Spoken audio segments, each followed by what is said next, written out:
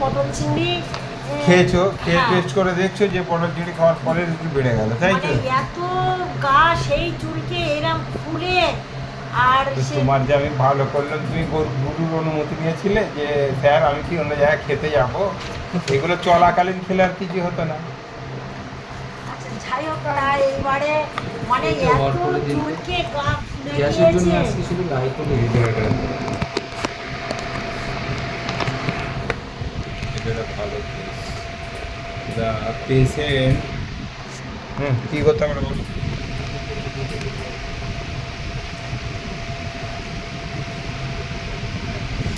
APC এখনো আছে। করলে বসো, তাই তো? এটা দেখো। এটা সেই গা পেশেন্ট নেম ইজ পুরো ফুলে Bishakha Sarada. Sarada. Patient has been suffering from allergic problem. তার সঙ্গে তার ভাটাই করছিল। মাথা ঘোরা কেমন আছে? মাথার মনে হয় মাথা ঘোরা ভালো আছে, অ্যালার্জিও কম ছিল, কিন্তু ওষুধ বন্ধ দিতে আবার তার হ্যাঁ, আবার পুনরাবৃত্তি দেখা হয়েছে। দিয়েছে। সে একদিন বিয়ে বাড়ি চিংড়ি মাছ খেলে তার একটু হয়েছে, কিন্তু এটা যদি রিপিটেড হয়েছে বেশ কিছুদিন খাওয়া যায় তো সম্পূর্ণ সুস্থ হয়ে যাবে। তো তোমাকে যেটা আমি করবো সেটা হচ্ছে আবার CP one X, CP tablet one X আর 5x হয়ে গেছে। এটা CP tablet at bed time খাবে।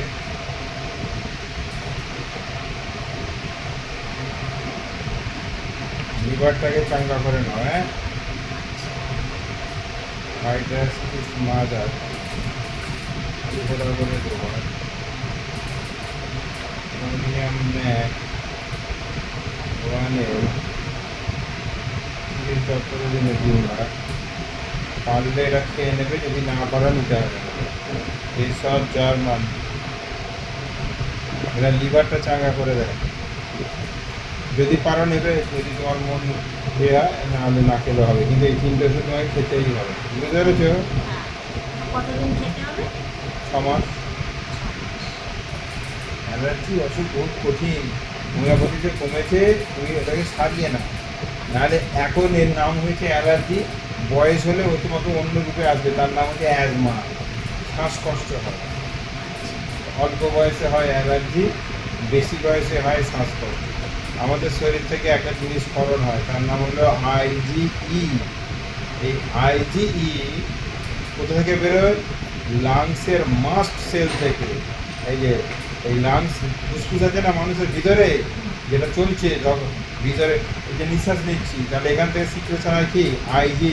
আইজিইর মাস্ট সেল থেকে সিক্রেশন। তো যখন অল্প বয়স এই অ্যালার্জিটা গিয়ে মানে এখান থেকে বেরোলো আর স্কিনে গিয়ে ফুটছে, চুল কাটছে, যখন কষ্ট হচ্ছে, তখন তাকে বলছে অ্যালার্জি। কিন্তু স্কিন অ্যালার্জি হলো। আপনি কিন্তু যখন বেশি বয়স হয়ে যাবে তখন আর চুলকাবে না, তখন ডিরেক্ট লাংসেই থেকে যাবে, গিয়ে শ্বাসকষ্ট হবে। তাকে আমরা বলি COPD, chronic obstructive pulmonary lungs disease. ঠিক আছে? ওর জন্য ওষুধ খেয়ে এখন সারিয়ে নিতে হবে। আর দীর্ঘদিন পালমোনারি লাং ডিজিজ হলে টিবি হয়, টিবি।